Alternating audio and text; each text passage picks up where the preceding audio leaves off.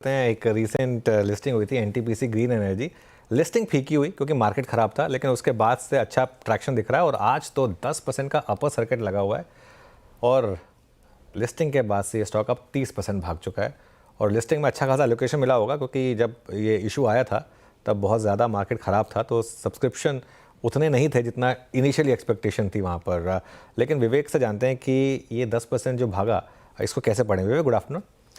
Good afternoon. Very very interesting, आपने बहुत अच्छा बोला क्योंकि जब भी मार्केट में आया था एनटीपीसी ग्रीन 91,000 करोड़ का ऑलरेडी मार्केट कैप था एंड इसका जो करंट ऑपरेशनल कैपेसिटी है वो सिर्फ 3.3 गीगावाट का ऑपरेशनल कैपेसिटी है। So at current EBITDA it is extremely over valued.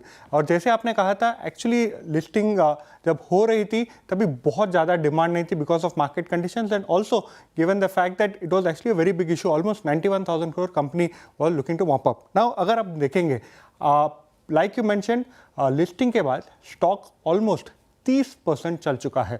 तो 91,000 करोड़ का मार्केट कैप था डे वन पे रिमेंबर आफ्टर बहुत वीक लिस्टिंग के बाद स्टॉक काफ़ी रिकवर हुआ था।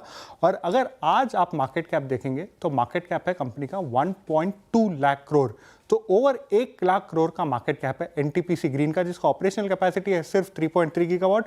और एनटीपीसी जो पेरेंट कंपनी है उसका ऑलमोस्ट 2.5 टाइम्स ही होगा मार्केट कैप, जिसका ऑलमोस्ट 75 गीगावाट है। तो काफ़ी डिफरेंस है अगर आप इवन बेसिक कंपैरिजन करोगे इन टर्म्स ऑफ कैपेसिटी और क्या एनटीपीसी ग्रीन का है और क्या एनटीपीसी का है।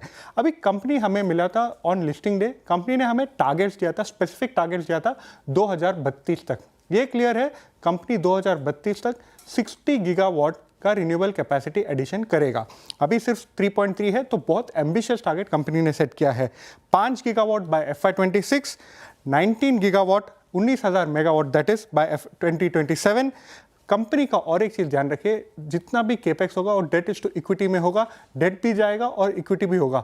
तो कंपनी का जो डेट फंडिंग होता है वो सबसे ऑप्टिमम रेट पे होता है बिकॉज उसका पेरेंट एनटीपीसी है और उसको गवर्नमेंट रेट पे मिलता है। तो वो एक पॉजिटिव है एनटीपीसी ग्रीन के लिए। ऑल्सो कंपनी ने हमें एक नंबर दिया था, 65 लाख पर मेगावाट का टारगेट होता है कंपनी का एबिटा बनाने का। और कंपनी ने हमें बोला बाय जो एबिटा था FY24 में वो था 2,000 करोड़। कंपनी का टारगेट है एबिटा को 35 से 40 हज़ार करोड़ ले जाने का बाय 2032। बट मेन चीज़ क्या होता है, कंपनी स्टॉक महंगा है या सस्ता है। जब IPO आया था तभी ही कंपनी प्राइस टू परफेक्शन था, बहुत ज़्यादा अपसाइड नहीं था अगर आप कोई भी पीयर से कंपेयर करेंगे और ग्लोबल पीयर था।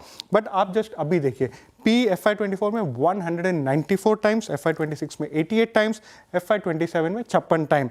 अगर आप EV टू एबिटा देखोगे तो 52 टाइम्स, जो कंपेरेबल है ग्लोबल US पीयर्स के साथ।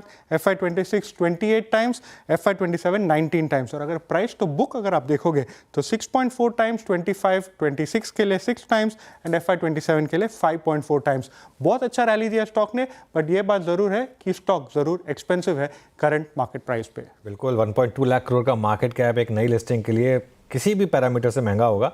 विवेक, बहुत बहुत शुक्रिया आज हमारे साथ जुड़ने के लिए, एक्सप्लेन करने के लिए। एक काम करेंगे, छोटा सा ब्रेक लेंगे। मार्केट्स में बुल्स की